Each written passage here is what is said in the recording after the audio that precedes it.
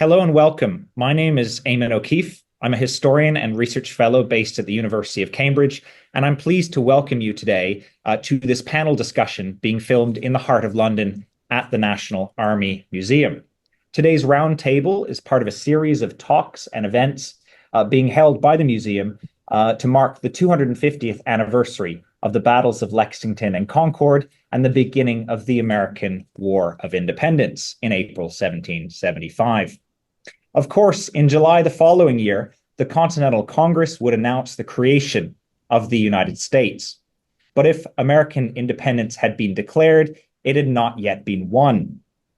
In the months that followed, a British army of more than 30,000 men descended on New York City and inflicted a string of punishing defeats on George Washington's army. As 1776 drew to a close, the future of the Patriot cause seemed decidedly bleak. By 1783, however, Britain had lost two field armies in North America and been forced to recognize the independence of the United States. This triumph of a colonial insurgency over a mighty European empire is understandably seen as an astonishing upset. But others have insisted that reimposing royal authority over the rebellious colonies was always going to be a tall order, given the vast distances involved. Former Prime Minister Lord Chatham assessed in 1777 that Britain was locked in an unwinnable war. The question was he correct? Here to think about these issues today is a panel of leading historians from both sides of the Atlantic. They'll be joining us to discuss the causes of British defeat and the mainsprings of American victory 250 years on. And I'm pleased to introduce our participants. They are Dr. Frederika Baer, Dr. Kevin Weddle, and Mark Urban. Dr. Baer is a professor of history at Penn State Abington College near Philadelphia. Her research focuses on the experiences of German-speaking people in North America from the Revolutionary period through to the 19th century.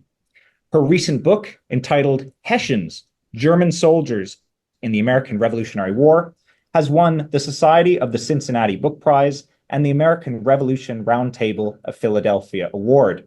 It also received an honorable mention for the American Battlefield Trust Prize in History. Mark Urban is a journalist, broadcaster, and military historian. He writes on foreign affairs, diplomacy, and defense for the Sunday Times, and was a long-standing correspondent on the BBC current affairs program Newsnight. A prolific author, Mark writes best-selling books on military history from the 18th century to the recent past. His works include Fusiliers, 8 Years with the Redcoats in America, which is an in-depth look at the experiences of the Royal Welch Fusiliers during the War for American Independence. And finally, Dr. Kevin Weddle is a distinguished fellow at the U.S. Army War College and a former professor of military theory and strategy and the Elihu Root Chair for Military Studies.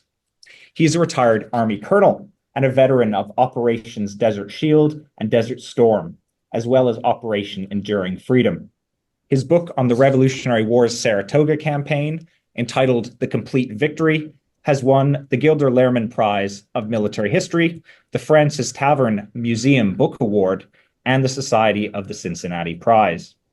So to start with, I'd like to begin by asking our panelists for some thoughts on the core question of today's roundtable, which is, why did Britain lose the American War of Independence? Mark, let's start with you. Well, thank you, Eamon.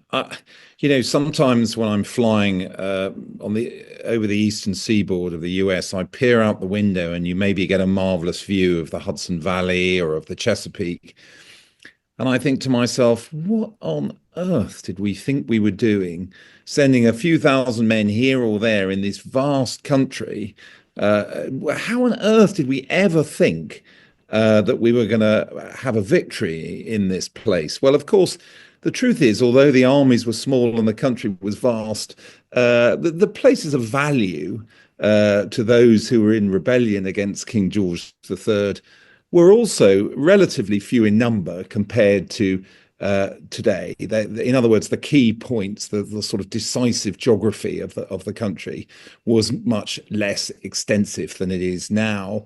I think if I were to come down to sort of military theory or something that I derive from analysis of all the commanders-in-chief letters and campaigns and everything else that I've absorbed over the years, I would say that the core issue was an inability to formulate and implement a coherent strategy. So by formulation, you've got the problem, there's all these different ideas. There is no counterinsurgency theory of the type we would have today. Different people hold sway at different times, different things are tried. And of course, when I come to the implementation, it's this question of how on earth do you have this interruption of several weeks in communication between the American commanders and the people back in London. There was no minister in New York sort of directing operations at the political level. And as I'm sure Kevin will tell us, when it came to something like the Saratoga campaign, those difficulties of implementing a strategy or an operational plan proved to be disastrous. That said, they were very good tactically often, the British Army, and the old saw about, they never lost a battle, but they lost the war. Well, they obviously did lose one or two battles, but they certainly triumphed in quite a lot of battles. And I think maybe as this discussion goes on, we may touch on the question of, had they stuck to a coherent strategy, would victory ever have been possible? But I certainly think in many respects, from the big amphibious operations that they mounted in 1776 and 7, to some of the other operational efforts they made, they were quite impressive at that level. But ultimately, without a coherent strategy, they could never win. Great. Thank you, Mark. Maybe Frederica, can you add your own thoughts on the reasons for defeat? Yeah, I agree with Mark's thoughts on this. I do, I think that on the surface, Britain had tremendous advantages at the beginning of the war. It had a large army. It had, I would say, superior technology, access to arms and weapons. It had obviously a navy and experienced professional officer corps. And so on the surface, it looked like, advantages over these rebels in the American colonies. But then beneath the surface, as Mark already suggested, there were some major challenges that ultimately Britain was not able to overcome. One is, of course, the geographic distance between Britain and the theater of war that made supplying the army, provisioning the army, and also communication extremely challenging. There's also the American way of fighting, and maybe we'll talk about this a little bit later. The British troops, I think it takes them a little bit to adapt to that new environment. The entry of European powers, major European powers into the war on the American side, of course, is a major turning point. Thinking specifically, of course, of France and Spain, but the Dutch Republic supported the American cause. Russia remained neutral. Britain was, I think, more or less isolated in this war. And these are just a few of the difficulties. I would also, adding on to this idea that the vast region, not just the distance, but the vast region that made up the North American colonies even then. Yes, Britain won some battles, some significant battles. But with the exception really of New York, Britain was not really able to hold on to most of these posts, including Philadelphia, Newport, Rhode Island, for any significant amount of time. So conquering places is one thing, but occupation of such a vast region, it was a whole different matter. And I think Britain was just ultimately unable to do that. Thanks very much. Kevin, what's your view? Yeah, so I would agree with Mark and Frederica. I think they laid out the issues nicely, and I can just expand a little bit on that. I'm a military historian, so I'm coming from the war itself, not the causes, how Britain may have avoided the war or anything like that. And I think it comes down to, as they said, the fundamentals, and the most fundamental is developing and implementing a viable military strategy. And so when we're talking about strategy, I mean, sometimes we can lose sight of what that actually means. And what it really means is, the application of the calculated application of ways and means to achieve a political objective. And since we're talking about military strategy, we're mainly talking about military means. And it sounds really simple, but it's actually really hard to get right. And the British showed that. Almost from the beginning, their strategy was focused on pacification of the population in order to strangle the rebellion. But they couldn't hope to accomplish this, as Frederica said, by, they couldn't occupy all 13 colonies and later states. They never had enough combat power to do that. So instead, they looked at occupying key locations and then kind of combining that with trying to destroy the Continental Army. So they certainly have some successes. They seized New York, as was mentioned, wonderful amphibious operation. Philadelphia in 1777, Charleston in 1780. So there are some successes, but they're more than offset by those military catastrophes of Saratoga in October of 1777 and October of 1781.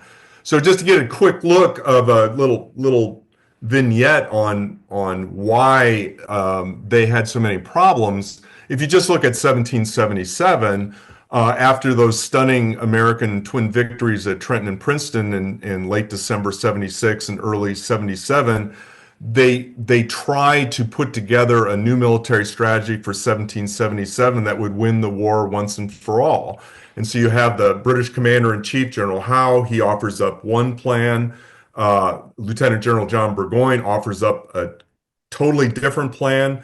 And the one plan calls for this very complex three-pronged offensive, 2 columns from Canada, 1 coming up from New York, all meeting at Albany, seize control of the Hudson River Valley, split the colonies in 2. That's Burgoyne's plan. Howe wants to seize Philadelphia, the home of the Continental Congress, use that as bait to lure General Washington and the Continental Army into a decisive battle. But unfortunately, as both Frederica and Mark mentioned, with this time distance factor, things fall apart because Lord George Germain, the Secretary of State for the Colonies, and the King, they approved both plans. So instead of having one coordinated, unified military strategy for 1777, they end up with 2 utterly uncoordinated military strategies based on some false assumptions. They dissipate their very finite combat power. No one's clearly in charge. No one's clearly in charge. And because of this failure, they end up losing an army at Saratoga in October 1777. So while the British Army and their German allies, they're professional, they're well-trained, they're well-equipped, and for the most part, they're well-led, and they can stand in battle against any army in the world, their tactical virtuosity couldn't overcome a faulty strategy. And so one final thought, though, and I'll end with this, is certainly, yes, the British lost the American War of Independence, but also the Americans won it. So I'll turn it back over to you, Eamonn. Great, thanks very much. And there's been a lot in all 3 contributions that we'll be following up with and developing more detail as this conversation continues. But I wanted to maybe stick with a question about the advantages and disadvantages that Crown forces, that British forces enjoyed or suffered from during this war. So maybe if we come back to you, Frederica, what were some of the things that Britain had going for it, and what were some of the sort of fundamental issues it would need to overcome in fighting this conflict? Yeah, so as I briefly suggested, it did have a large, generally well-trained army, including, of course, British subjects, an estimated 30,000 Hessians or German soldiers that were recruited specifically for this war. And then you can add to that ultimately loyalist units and other allies within the North American continent. So they had a good large army at their disposal. It's not going to be large enough, but it was a large army. They had a navy, and that I think, of course, is a huge advantage, at least in the beginning, until France enters the war. So they are able to protect the seaboard cities, at least for a while. They're able to help with provisioning and supplying the army across the Atlantic because of that advantage. And as I mentioned also, they have significant access to weapons, including artillery and so forth, that at least initially the Americans did not have. So I think these are three significant advantages that Britain has at the outset. From my perspective, the list of challenges is a lot longer than that. I already mentioned this, and so I want to just mention a couple that we've not talked about. One is, or maybe just briefly alluded to, one is, I think Britain overestimates support for the crown in North America. So I think you see this throughout various times and regions throughout the war. Burgoyne, for example, of course, moves down into New York, assuming that the people would basically flock to his army and support the cause, which does not happen. Pretty much the Southern campaign, with the first major troop movements moving south in late 78, and then all things begins in early 79, is based on the assumption that, generally speaking, provinces like Georgia are pretty loyalist and that there will be a local support. And by local support, I don't just mean potentially men signing up to fight for the crown's cause, but also support in terms of supplying the army with food and other kinds of necessities. That just, for the most part, didn't materialize. And the flip side of this is that I think Britain underestimated the fervor of the revolutionary cause. They underestimated to the extent to which the American people are going to support this cause. And I'm not suggesting, of course, the Americans were united in this. Not all Americans are patriots. I think that is pretty much established. But once the British arrive, once the British invade the colonies, and that's how the patriots will portray this, I think the Americans, the patriots, are very good at convincing Americans that they have to fight back. They have to defend their homes, their farms, their towns. They have to defend their liberty from these violent invaders. So there's patriot propaganda. And then my last point related to this, there's also the British themselves, unfortunately, undermine local support in many instances through unpopular policies. I mean, probably the most famous one is Lord Dunmore's proclamation in 1775, in which he promises freedom to enslaved people and indentured servants that join the the British Army, apologies. That's a very unpopular policy. But then also many times over the course of the war, the British Army's inability to protect loyalists or the disaffected from the abuses of essentially the patriots. That undermines support, I think, for the British Army, makes it harder and harder to win over the people. And I'll leave it at that. I have more to add, but I'll leave it at that. Great. Do you have anything to add, Mark? Maybe especially from the regimental perspective of some of the things that the Royal Welsh Fusiliers had going for them and other sort of intractable issues they faced in theatre? Well, I mean, I think if you look at the soldier level, I think it's easy to think that the British Army had advantages that I don't really think it did in terms of being the regulars in Whig or Patriot propaganda. Most of those soldiers hadn't fought. Some of the older officers had been involved in the 7 Years' War, but the rank and file, very few of them had any experience of battle. There was very little training. You know, if you look at the early actions around Boston, the kind of drilling and target practice and all the rest of it of the militia companies was much more enthusiastic and intensive. So at the soldier level, I'm not sure that they had huge advantages. I think, it's fascinating the point that Frederica makes about the inability to protect. And I think, having been through, as a reporter, the recent Iraq and Afghan campaigns, where so much emphasis was placed on bringing security to the community, they just didn't have ideas like that. I mean, the more interesting, or one of the more interesting things that was going on at the kind of social level among the officer corps and in the salons in London was this debate between should they adopt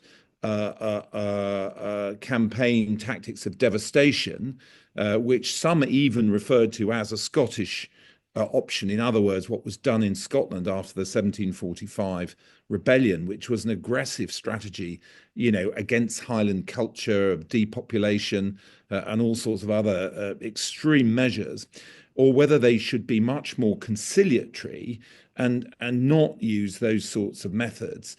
And in the end, they opted for the latter, in part because political support for the war was so tenuous in London, and they didn't want to overly alienate British Whigs by doing an extreme measure. And I remember that there's a letter from Benjamin Franklin where he sort of says, after all, we are all English men. He uses two words, not Englishmen, but English men.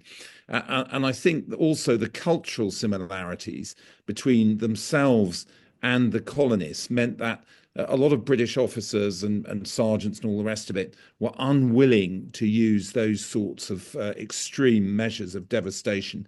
But what you end up with, because of issues of indiscipline, poor supply, and all the rest of it, is a sort of rather incapable attempt to shield the population from the kind of excesses of the soldiery, because of course they do go off and loot and indeed rape and all these other things that armies in the 18th century do. And undoubtedly, that has its negative effect. So they never managed to deliver either policy really successfully, either one of protecting the civilian population in areas that support them, or indeed devastating the areas that are behind the revolution. Great, thank you, Mark. Kevin, can you fill us in a little bit more? I think one thing that came through in your book was the advantage of the strategic mobility given to British forces by the Navy in the early stages of the war, and how that was a real advantage that Crown forces had, and the Continentals did not at that stage. Oh yeah, as Frederica mentioned, until the French come in and offer us naval support, the British have basically unlimited mobility because of the Navy. And in fact, you read throughout 1776, 1777, throughout Washington's papers, it seems like almost every other letter, he's lamenting the fact that he has no sea power and the British can just pick up and move, and he's at a loss on where they're going, where they're going to land, how he can possibly counter them. So that's a big. It's impossible to overstate how important the Navy was for the British war effort in this early period, and how the Americans lamented the fact that they had none. One of the other thing, I think Mark made a really good point about how the British Army, while they are professionals and they can drill and they can do all those things, they do have limited combat experience. Most people would probably be surprised at that. In fact, during again, I kind of go back to the Saratoga campaign because I'm very familiar with that, but in the early battles of the Saratoga campaign, early contests, the American soldiers, the American rank and file, actually had more combat experience than the British and German regulars they were up against, mainly because they had fought in Canada or around Boston in the very early campaigns of the war, and so they actually had more combat experience. As Mark rightly said, colonels and above, many of them had experience in the 7 Years' War and the French and Indian War. Some of them had experience in North America, but those guys are really important, but they didn't have enough of them. Another thing I would say was a big advantage for the British, but it's a very two-edged sword, is the support of the Native Americans. So, for instance, the Iroquois Confederacy, 7 tribes in the Iroquois Confederacy, all but 2 of them support the British. The only 2 that support the Americans are the Tuscaroras and the Oneidas, but everybody else is supporting the British, and they provide Britain with great support, and they can do things. We can talk about this maybe a little bit later, but they can do things that the British Army can't. But again, it's a two-edged sword. So when you're talking about trying to win the hearts and minds, if you're trying to pacify the population, win the hearts and minds, that's hard to do when some of the Native Americans are can be uncontrollable, basically, and will go off and do some things that we would call atrocities today, that made it really hard to win over the hearts and minds. I would say too that there are some other advantages and disadvantages. Of course, you have, the population. I mean, Britain has a huge advantage in population, about 7.5 million at the time, only about 2.5 million to Americans. They've got this established government infrastructure that the Americans don't have. I mean, they're just starting to put that together. So that's going to be a disadvantage, certainly, for the Americans, until they can really kind of get their act together. The British have the ability to raise money through taxation. They have hard currency. Americans have a really hard time with that. As Frederica mentioned, not all Americans are fully behind this war, and John Adams famously said, 1/3 of Americans are patriots, 1/3 are loyalists, and the other third are sitting on the fence. They're willing to go either way. Probably there was a little bit higher percentage of patriots, slightly lower percentage of loyalists.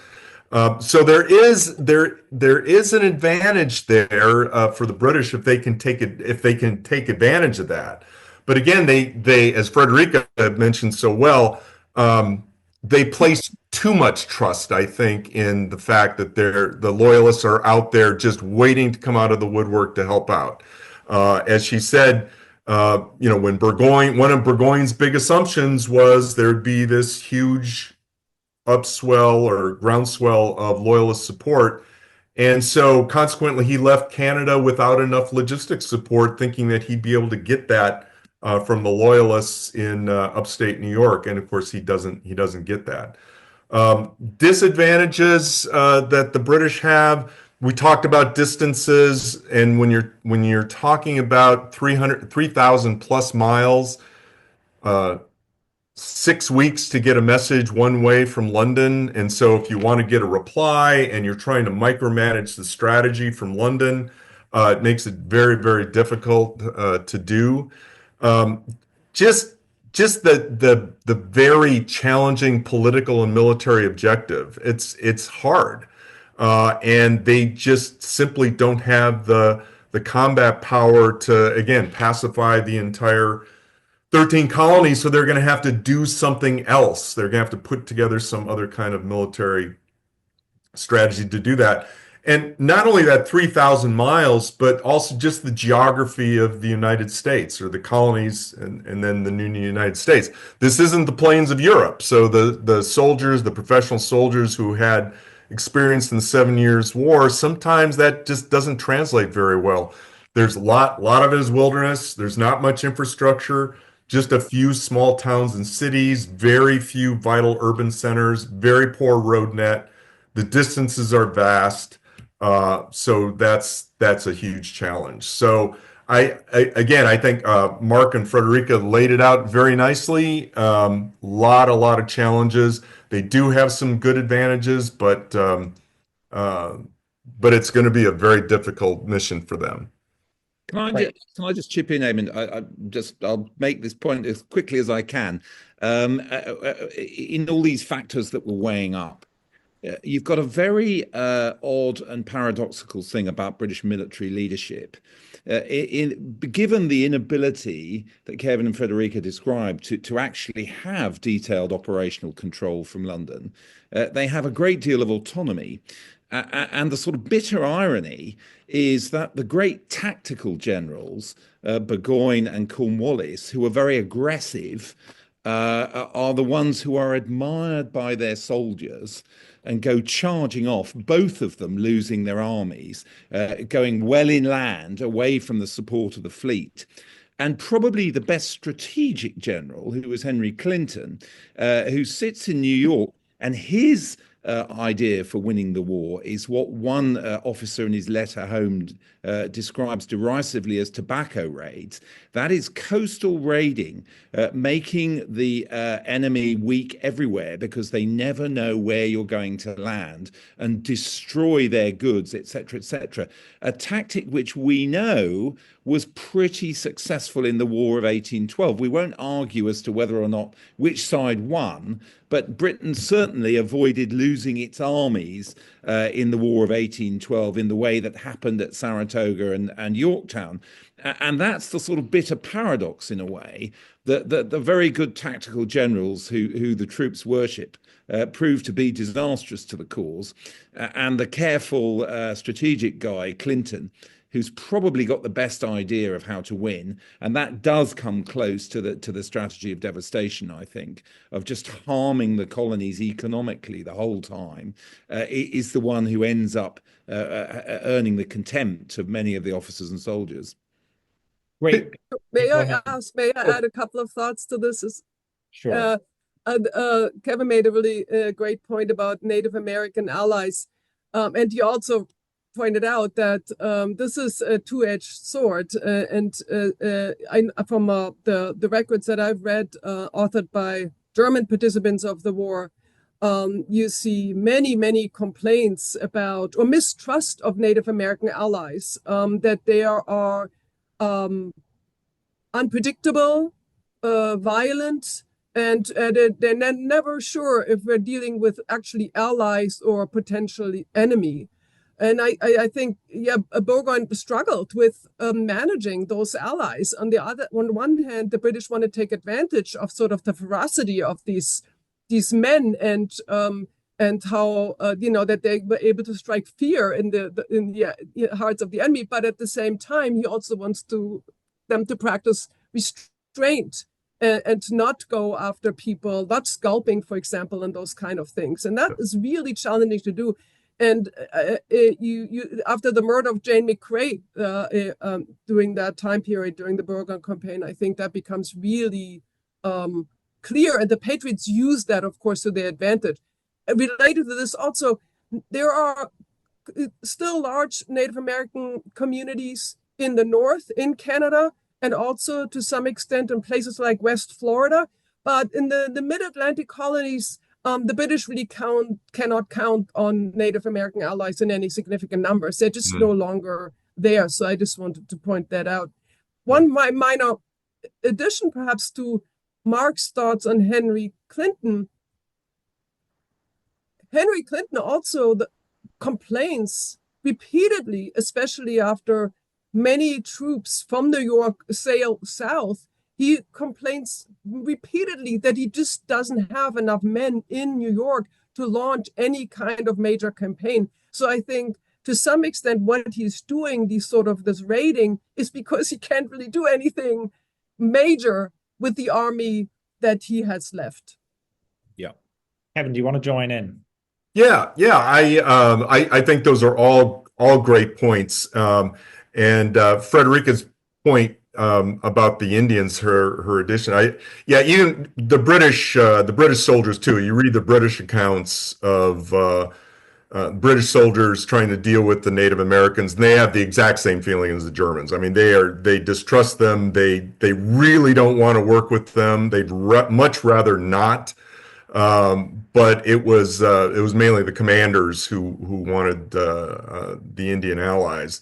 And absolutely, the Americans took the murder of Jane McCrae. There was also, outside of Fort Stanwix in August of 1777, there were three little girls that were murdered by Saint Leger's Indian allies, and that really brought out the militia support.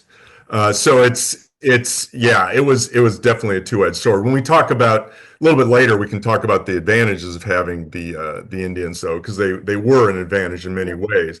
I want to go back to what Mark said, though, about Clinton, and maybe this would be a good time to talk about what strategy would have been successful. And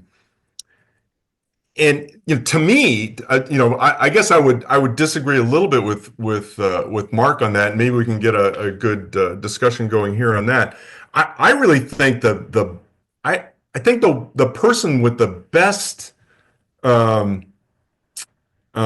idea on how to win the war, I think was Howe, in that he recognized, I think fairly early on, not long after Princeton and Trenton, that Washington and the Continental Army was the center of gravity for the revolution. I think he thought that until we destroy Washington and his army, there's still going to be a rebellion. And I think his Philadelphia campaign, even though it didn't work out, I think he had the right idea. Let's go to Philadelphia. Let's lure him into this trap, and we'll destroy him. The problem was he didn't have enough combat power again to do it. So I'll very quickly come back on that, Kevin. You'll notice I didn't mention Howe in my. I did notice. Versus strategic. So I basically think it's in two phases. There's one moment, I would say a little earlier than yours, the Battle of Long Island. Yeah. When they really smash the Continental Army, and Washington has his back to the is it the river or is it the bay? Anyway, he has his back. He's on the Brooklyn Heights, and I think it is definitely true that had the British overwhelmed and captured Washington, which they were in a position to do before Washington and the remnants of his army were evacuated overnight by the 14th Continental Regiment, the so-called Marbleheaders. They were evacuated and they were safe. So I think that is one moment where it could have been won, as you say. The Continental Army is the kind of center of gravity, and Washington clearly a critical figure in this if he'd been taken. But once, particularly after your great moment, Kevin, with Saratoga and then the French entering the war, I think the only way they could have done it would have been through, forcing the counties and the states to pay everywhere for regiments, because they could be landing anywhere along the coast and destroying commercial property and merchant shipping. And as I say, I'm a little nervous about application of hindsight, like talking about the population in a counterinsurgency sense. But I will say that there's some interesting correspondence from Earl Percy when he is in Rhode Island, basically advocating that coastal raiding option, saying New York costs us far too many troops to hold it down, like 10, 12,000 troops to garrison New York. We should just pull back to Halifax and Rhode Island and just raid the coast until the kind of burghers of Connecticut or Virginia plead for mercy. So that's my quick point about strategies. But I'd certainly agree that a battlefield win at Long Island could possibly have done the business for them. Yeah, sorry. Just to jump in here, for the conversation, I think we want to move it to this question of leadership, because was poor leadership a factor in British mistakes? Because to misquote Oscar Wilde, to lose one field army may be regarded as a misfortune. To lose two looks like carelessness. You've got, Mark just said, there's this question of when Howe had Washington on the ropes, he seemingly missed his chance, as some historians would say, to deliver a really telling blow against the main American combat force, which might well have put the revolution, in very grave peril indeed. So just to open up the question, we can start with you, Kevin. I mean, is this a story of British leadership who are consistently bungling? Do they have the right idea at various times? I mean, how do we rate the quality of leadership that the British have? Well, I think in general they have pretty good leadership. I think the problem is twofold. I think picking the right people for the right jobs is an issue. Um, I hate to constantly go back to Saratoga, but it was so important. And so, for instance, picking Burgoyne to lead that expedition from Canada was probably the wrong guy. Burgoyne had never commanded an independent operation before, and now you're asking him to take a big army, go through the wilderness into something that most British officers had not experienced. And he's going to be on his own. He's going to have to make his own decisions. And he turns out to be a well-meaning guy who is out of his depth. And then, so you've got a situation like that. And then the other issue that I think is really, really important and a problem in the British military and civilian leadership is the relationships between these senior officers. It's caustic. In fact, it is dysfunctional in many ways, especially when you get into 1776, 1777, 1780, 1778. You've got Carleton has a General Sir Guy Carleton, who's the commander-in-chief in Canada. He's also the governor of Canada. He's also commanding the army up in Canada. He has a complete, total falling out with Germain. I mean, they despise each other. When you read the letters going back and forth between those two guys, it's appalling. Howe doesn't get along with nobody gets along with Germain. I mean, it's just nobody gets along with him. That's a problem when you're the political leader. You're setting the political standard. And then, Clinton doesn't get along with anybody, and he particularly doesn't get along with his boss. He's Howe's second in command. They are at loggerheads.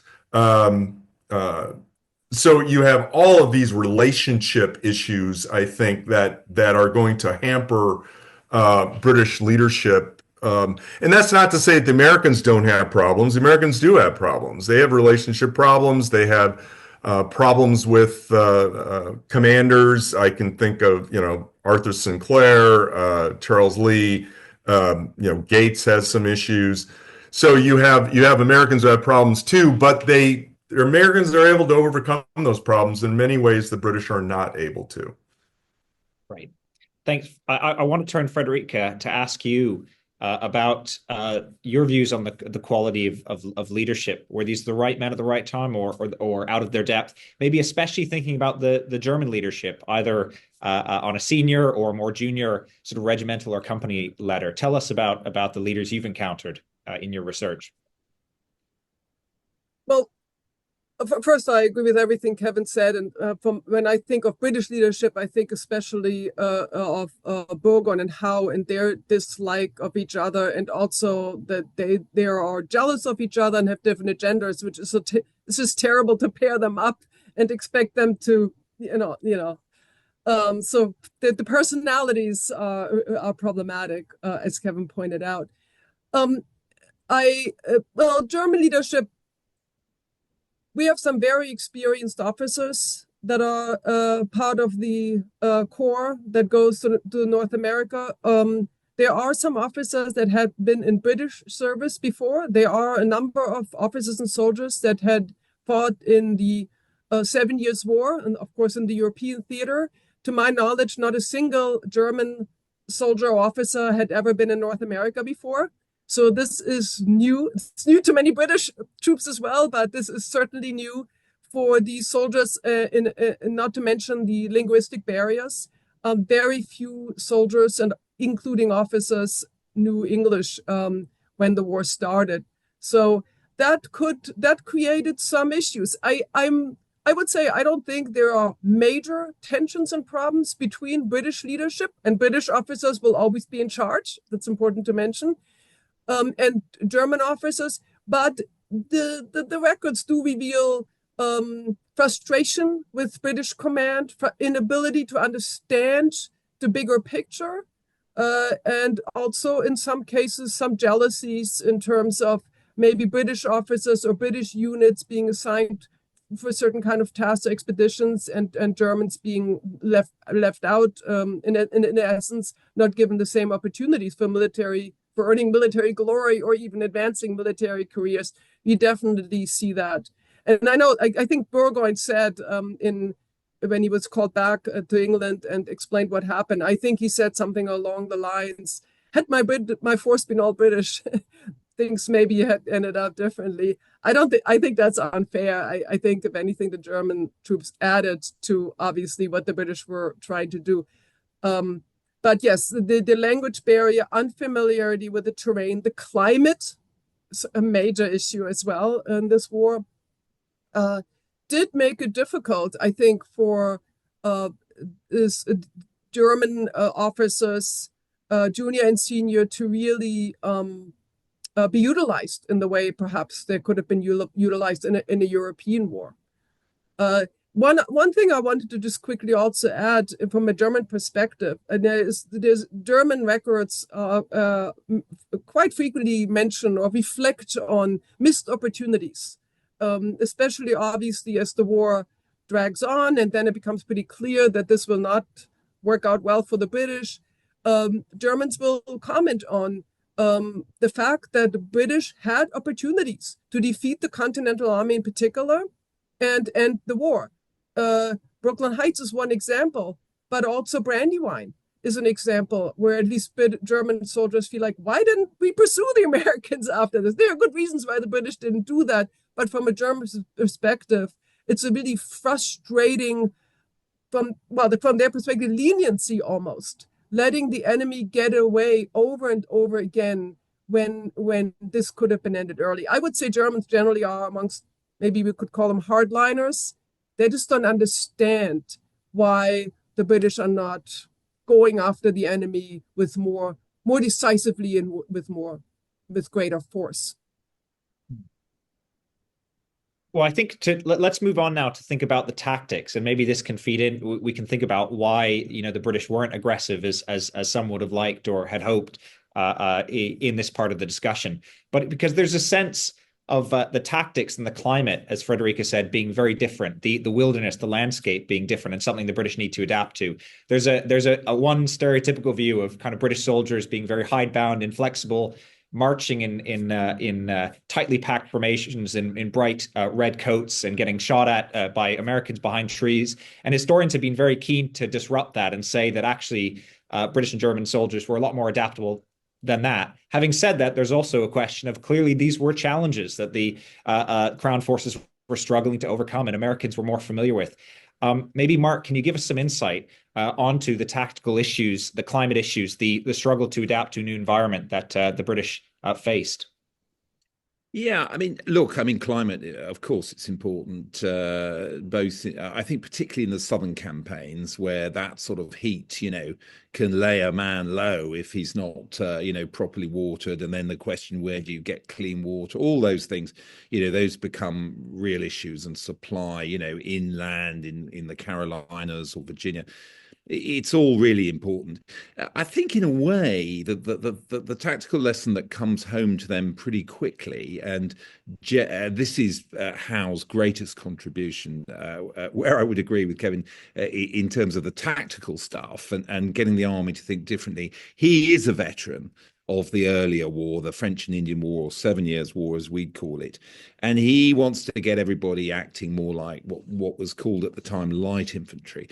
So whereas I think Frederica would also acknowledge that the sort of ideas in Germany, the sort of Frederican ideas, indeed, of solidity being all important on the battlefield, soldiers packed shoulder to shoulder in 3 ranks and going forward and basically getting the enemy to give way because they're just so solid, they can't be stopped. On they come, that sort of thing. That all has to give way because of geography. And right the way from Bunker Hill, for example, one of the very early battles, the fact that there are brick kilns, fences, tree stumps, all these other things in the way of the forces that get sent forward at that battle breaks up their formations. Now, Howe has already said to the other generals, he's not in overall charge at that point, but he's already said, no, none of this 3-rank stuff. We've got to form two ranks.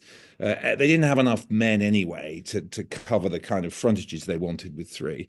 And we've got to do something called opening files, so leaving gaps between each pair of men, so that if you do come across a tree stump or a little stream or some other obstacle, they can very easily just flow around it. Whereas if they're all trying to stand shoulder to shoulder, they can't. So all of this was sort of characterized as American fighting or American style of fighting. And you know, those were the changes they had to make, and how once he got command of the army, he took them all up to Nova Scotia in Canada early in 1776, and basically took them all off the troop ships, all the regiments in turn, to retrain them in these tactics. And then in the New York campaign, they used them. And coming back to Frederica's point, of course the British make lots of sort of disparaging remarks about the Hessian troops in that campaign in 1776 who've just arrived. They haven't absorbed these tactical lessons. They're too slow. And this is the reason that's often given for why they leave them back in the garrison, because they're too fussy. They'll spend too long dressing ranks and trying to make sure that the regiment is properly aligned and all that stuff, while meanwhile the rebels have scarpered over the hills, all that sort of stuff. Last point, because I'm getting rather too many different points over in this answer, but my last point would be, but coming back to those German soldiers, there is an interesting paradox, which is that the German light troops, the Jaegers, the people who do service with the advance guard of the army, they are utterly respected by the British because they adopt the tactical approach of, you know, taking cover, reloading their little short rifles in cover, and then popping up and taking their shot, aimed fire, all that kind of stuff. And the British very quickly, who are being inculcated in that kind of stuff, think, oh, this is good. And they're dressed in green and they can conceal themselves. And so there's an odd paradox, I think, in the British attitudes. They adopt their own practice, but they, I think that the Hessian Jaeger Corps can teach them certain things about backwards fighting and the tactics they need to get stuck in. But I would say the tactical adaptation of the British Army is pretty good. It happens pretty quickly. Once they've learnt their bitter lessons from the Boston campaign, they're basically retrained and inculcated in new doctrine. Thanks very much, Mark. Maybe Kevin, if you can jump in and tell us a little bit more about this story of adaptation, tactical adaptation that the British Army is forced to undergo. I totally agree with Mark on that. You'd see them adapting very, very quickly. Going from the 3-line to the 2-line, going from more open order tactics. In fact, the British and Germans who are stationed up in Canada, and they do that initial move south on Lake Champlain in the fall of 1776. It ends up with them going back to Canada, and then they come back again later. In 1777, but just that short campaign is when they're doing a lot of that changing around, a lot of the adaptation. So they do a lot of that. Once they start moving into, once they start figuring out how to move in the wilderness, they realize very, very quickly they have to detach companies to guard their flanks and their rear. They used picked soldiers to compose their advance corps. So those are the best soldiers who are out in front of the army and leading the way. They also, cavalry isn't all that useful in the American wilderness. And so they're not really using cavalry, but they're using the American Indian allies as cavalry. I mean, they're conducting a lot of what you would normally think is a cavalry mission, scouting, reconnaissance, intelligence gathering, raiding, things like that. So where there are Native American allies that they can use, they're using them for cavalry-like functions and using them fairly effectively, with the exception of those other issues that the American Indians will bring, the negative issues that we already talked about. So yeah, they are adapting. Artillery is also a challenge in the wilderness.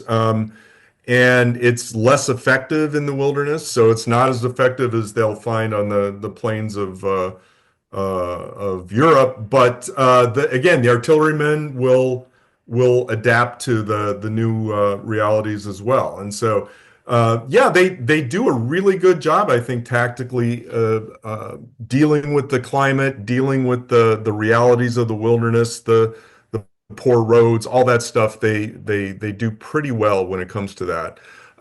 There's this great quote from a German. I'm sure Frederica is familiar with it. A German officer said, "We have departed entirely from our normal way of fighting." So they're figuring it out. Like any good professional army, they're going to adapt. Thanks, Kevin. Frederica, do you have anything to add on this? Because I think in one sense, the Hessians are being criticized, the German auxiliaries, for being stuck in the mud and very traditionally European in their tactics. But also there's this story of the Jaegers and who are already adapted or at least familiar with the type of fighting that might be required in the wilderness. Yeah, I've seen these references too, for Germans being too slow is a major criticism. I would say that they do adapt. Initially in the war, I think there are some individuals, including the rulers back home, that are stubbornly trying to hold on to old or traditional practices. I've seen references to officers in Canada, for example, who will go against the directions from the Landgraf or whatever because they feel this is just not appropriate. This is not working here, and they're drilling their soldiers, for example, marching on snowshoes and in target practice, and walking or marching in different formations that are adapted to Canadian terrain, for example. So there's some of that. I'm glad the Jaegers were brought up. They are by far, I think, the most useful, especially ambushing, skirmishing, foraging, scouting, all of those kind of activities that are so important. And they often serve alongside British light troops like the Queen's Rangers, for example, or the British Legion, and also Native American allies. So I think they're most effective when they are part of these small detachments and sent out on certain kind of expeditions. But at the same time, we have certain regiments or certain units in campaigns that have generally received significant praise, including the von Bose regiment, it's the Hessian regiment that is part of Cornwallis's campaign in the South. So yes, there was criticism, but I think there's also enough, I think, strong evidence that the Germans generally performed fine in battle and in major campaigns, whether they were Jaeger or not. I do want to mention one Jaeger that becomes famous in Germany after the war, Johann Ewald, which is kind of interesting. He's a Hessian who, after the war, after his return to Germany, writes two very influential manuals, essentially, about the petite guerre, the irregular warfare. Mm-hmm. And he uses a lot of examples from the American War to illustrate this particular style of fighting. Great, thanks very much. I want to move on now to the next question, which is considering how the intervention of the French and other European allies changed the character of the war. Kevin, if we could start with you. The Saratoga campaign is traditionally seen as really influential in turning this into a global conflict. Maybe tell us how that shifts the nature of the fighting. Yeah, well, there's so many short and long-term implications of the Saratoga campaign, the most important of which, of course, it brings in the French. So, less than 2 months after the British surrendered at Saratoga, the French and Americans will sign the Treaty of Alliance in early February of 1778. So with the French coming in, of course, the big thing is sea power. And ultimately land power, when they ultimately will land an army as well. But the most important thing, of course, is sea power. And what the French coming in, and of course later the Spanish coming in, what that really does is it's transformed a regional conflict into a global conflict. So now Britain not only has to worry about dealing with the Americans in North America, they now have to deal with protecting all their possessions. Of course, the famous siege of Gibraltar takes place almost immediately after the French come in. So just as an example, so now it's become a global conflict. In fact, the American war almost becomes a secondary theater once the French come in. You have now with the French coming in, you've got also, and you can't discount this, the political opposition in Parliament starts getting more vocal, more numerous. There was a small, anti-war, pro-American faction in Parliament. They become much more aggressive. They start, they get bigger because a lot of people realize that, hey, this is going to be really hard to win now with the French on the American side. Protracted war, now that becomes almost inevitable with the French coming in. So you have all that. You have to defend. You have to worry about homeland defense now that you really didn't have to worry about before. So there's all sorts of issues with that. So it's just, we could go on and on about the complications that are added to the British calculus with the French coming in. You've got the British now look at it was a case of too little, too late after Saratoga, but now they up their efforts to negotiate some sort of, come up with some negotiated settlement. Famously, they send over the Carlisle Peace Commission. And the Continental Congress after Saratoga, they're basically saying, yeah, sorry, too late. And that was, if that had been offered maybe a year early or certainly 2 years early, it probably would have worked because they basically offered America what we would consider now Commonwealth status. And that probably would have worked 2 years before, but it wasn't going to work after Saratoga. So all of those things, now with the overt support, it's much easier to get supplies for, military supplies for the American Army. It's an earth-shattering event when France comes over on our side after Saratoga. It totally changes the character of the war. Great, thanks, Kevin. Frederica, could we have your view? How does the French and other international allies supporting the American cause change the strategic calculus? Yeah, as Kevin said, I think it's a turning point when France enters the war. Just to add to this, the Caribbean becomes much more vulnerable now. When previously, I don't think Britain had to be that concerned about Americans. Well, Americans never tried to invade any other colonies; they just wanted to be independent. But now, of course, islands like Jamaica. There was the invasion of Canada, I suppose, but yeah, in the Caribbean, no. In the Caribbean. But the idea, Jamaica, Tobago, those very, very, in Jamaica in particular, very, very rich from a colonial perspective islands. It becomes Britain needed to protect them from French threats. And I also want to add Spain, of course, to that. Although Spain never signs a treaty with the Americans, it does enter the war essentially on their side, and that means that, well, ultimately Britain loses West Florida. It expands the war in that region of the continent as well. And even Canada, throughout the war, thousands of British and German troops will remain in Canada, essentially inactive.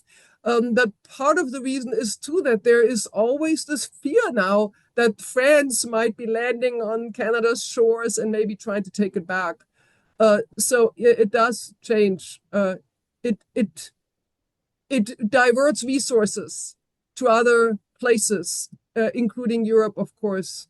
that could have potentially been used in North America. Once France enters the war and then Spain, it becomes very challenging for Britain to fight this war effectively. Thanks. Mark, what's your view? I'll pick up, Eamon. Yeah, just directly on Frederica's point about the Caribbean, which I think is an absolute crux argument for the cabinet in London. I mean, there's plenty of people in London who think, Virginia, New York, the Jerseys, so-so in terms of economic value. They really care about the Spice Islands and the Caribbean. So the first thing that happens once the French do what they do, after the victory of Saratoga, is there's this huge detachment from the army, and suddenly Howe gets orders in Philadelphia.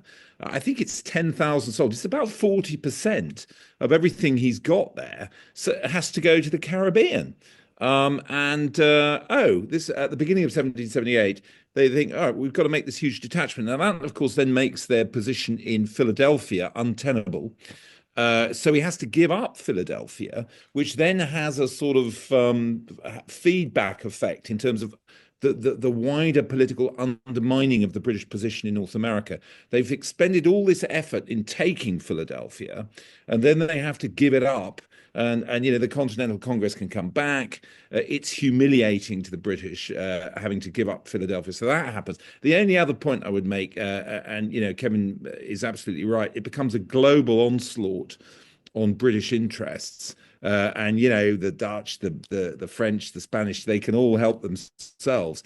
And this is a very odd period in terms of naval history, in that it's one of these quite short periods in the age of sail where there's a pretty good argument that the French Navy is better than the Royal Navy. So they appear off the coast of India, for example, the squadron under Admiral Suffren, and they just defeat the British. They clean out loads of Brits from the East Indies. They, of course, ultimately give the death blow to the American enterprise in America because of the victory off the Virginia Capes. They have got a very capable Navy at this point with lots of modern ships. And the Royal Navy just doesn't know how to counter them because it's a global problem. I would just like to add one thing to that. The first two efforts of a major French-American cooperation fail. Newport and Savannah. So it's easy to forget that because, of course, Yorktown becomes a spectacular victory. But there are some doubts, at least amongst some of the Germans, that the French and the Americans really have the same interests in mind. And obviously, the whole idea of the Americans, allying with this Catholic, whatever, monarchy is very suspicious to a lot of people, including people in Britain.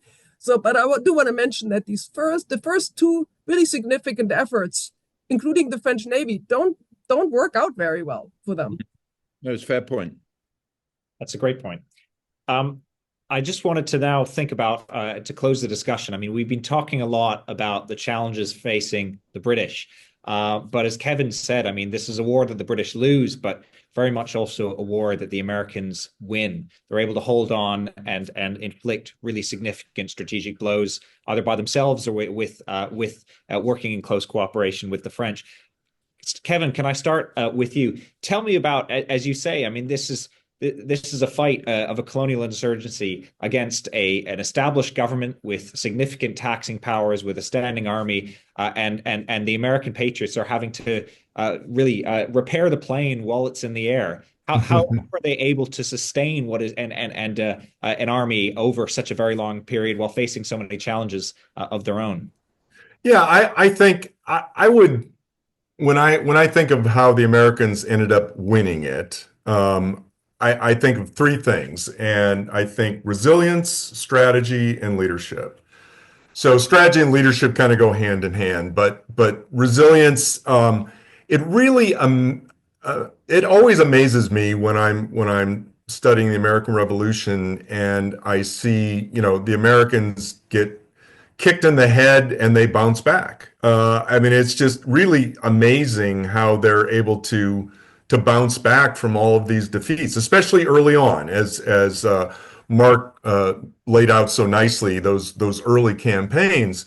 especially in the 1776, early 1777. And it's just when they lose Ticonderoga in the summer of 1777, that was a huge blow. No one expected that, or the ease that with which Burgoyne was able to seize Ticonderoga. So, but yet almost all those regiments that were involved in that loss, that embarrassment, they ended up beating Burgoyne at Saratoga. So the resilience of the Americans, I think, is really pretty impressive on how they're able to bounce back, both military and civilians. And the leadership, again, I think, when I look at the leadership of both sides, Germans, British, Americans, I think at really the colonel level on down is pretty darn good throughout. I think it's pretty impressive throughout. But I think the Americans, despite their lack of experience at a high level, their senior leadership, I think, led by Washington, was really pretty impressive. Now, I think they have a less challenging mission to accomplish. They just have to last. And I think Washington's decision to go with that modified Fabian strategy early on after the disasters in New York, where he's just going to hold on to that army. As long as he can keep that army intact, the revolution will continue. I think that was brilliant. It was also risky because that means that the war will probably last a long time. You have to maintain will to do that. But I think Washington's strategy was sound. It was the right thing to do for these particular circumstances. So I think leadership, strategy, and resilience are the three things that allowed the Americans to last long enough to win this thing. Thanks very much. Frederica, what are your views on how the Americans were able to keep things going and ultimately secure their independence? I agree with what was already said. Maybe I would add to that the effective use of propaganda. I do think that's important. The Patriots, I think, were very good from the start to mobilize the people, essentially, and to convince the American people that a lot is at stake, namely their liberty, their lives, their property, and that they needed to take up arms against these, as I suggested earlier, against these invaders. In other words, they are really looking at this as a defensive war, clearly. And then you have, and you see this propaganda, this language throughout the war and through various outlets. And then you have, that's maybe just good fortune for the Americans, but you have a couple of victories that make a major difference. Trenton in December of 76, of course, is important. It's really a pretty minor from a military perspective, but it's major from in the sense that it gives the Americans a significant boost after a month of more or less failing in delivering any kind of victory. So that victory is important. And then it coincides, of course, just a couple of days before that, the publication of Thomas Paine's American Crisis that was read widely. These are the times that try men's souls. So I think these kind of things are very powerful in at least gradually convincing the people that a lot is at stake, and to keep going, even if things are not looking great. Thanks very much. And Mark, how do you explain? Yeah, I'm going third behind these two experts, and I'm going to amplify one thing that each of them has said. I think they're absolutely on point. And then throw in maybe one point of my own. Yeah, I mean, the propaganda point, it's so true. I mean, let's not forget the Brits, there are moments, the loss of Ticonderoga, Crown Point that Kevin's mentioned, Charleston, Fort Washington during the New York campaign. There are moments where the Americans lose thousands of troops. I mean, capitulations that are comparable in their way to the Saratoga capitulation, but it doesn't end the revolution. And many times when the Americans have a reverse, or when they do well, sorry, it's, oh, well, we beat the regulars, which we've already exposed as a bit of a fanciful thing. But when it all goes wrong, it was a massacre. The Paoli massacre, the Waxhaws massacre, the Mohawk Valley. Yet they're constantly using this type of inflammatory message to explain setbacks and galvanize people to arm up and get involved. And also, I've got to say it before I move on to the leadership one, a bit of terror as well. Like all revolutions, there is terror. And there are these committees of safety. I mean, the extraordinary letter that comes from Brigadier General Stark in upstate New York, where he says we're doing pretty well in the hanging way up here. And he talks about all the loyalists they're hanging.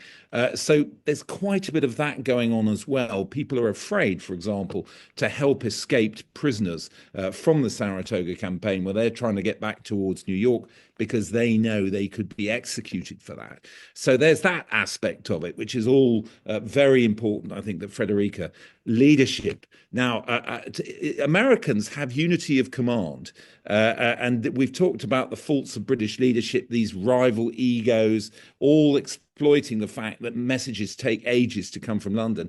Washington embodies everything. The Continental Congress at the outset creates 12 major generals and one lieutenant general, one superior officer, what you'd call a 3-star now. And that gives him a fantastic position, and no one ever challenges him in that position. Yes, you have Gates put in charge of the Southern Theater at one point. There are sort of regional commanders. But Washington is in charge. He's the guy, and he's able to implement strategy, which includes my penultimate point. They certainly professionalized the army very successfully. And, yes, the Valley Forge myth, it's a bit of a myth, but there is an essential truth there. It's very important. Last point, that thing about fight and rise again, all they've got to do is carry on. And Nathaniel Greene, I think it was said, no, fight and rise again. They are helped in that by this meandering about strategically of the British. What do I mean by that? The big expeditions in the Hudson are done after the first 2 years of the war. The action moves elsewhere. So it's different civilian populations and state governments and stuff like that that have subjected or are tested sort of sequentially. They're not all tested simultaneously, which would have happened if they'd lost their army at Long Island and Washington. They're all tested sequentially. So there's a chance for recovery and resilience in other parts of the country while the Brits pursue this strategy of meandering all over the place. And then, finally to the south. And that helps them as well, I think, that they can bring forces down to Nathaniel Greene in the south for those final campaigns from places that have had a chance to recover, trained up new soldiers and all the rest of it. And thanks. Any further final thoughts from Frederica or Kevin? No. I think we should probably remember that Britain did keep some of its colonies in the New World, as we call it, in the Western Hemisphere, namely the Caribbean islands and also Canada, as we mentioned earlier. So I think that's going to become the 51st state, though, Frederica, don't you? Yeah, I know. Yes, as a Canadian, I'm deeply concerned about that. But hopefully, alliances will remain intact, and we've learned more through being friends than enemies. I think you'll be fine. Yeah. So thanks very much, and I should say thank you for the fantastic answers you've given for this enlightening conversation. This is the end of our roundtable. And thank you to you, Kevin, to you, Mark, and to you, Frederica, for participating, for taking the time to join us both in person and online throughout the world. And thanks as well to the audience for tuning in. If you enjoyed this panel discussion, please keep an eye out for our other roundtable, which is centered around the question of whether the American War of Independence was also a civil war. And that will be featured as well on the National Army Museum's YouTube channel to mark the 250th anniversary of the start of the American Revolutionary War. Thank you so much. Thank you. Thank you.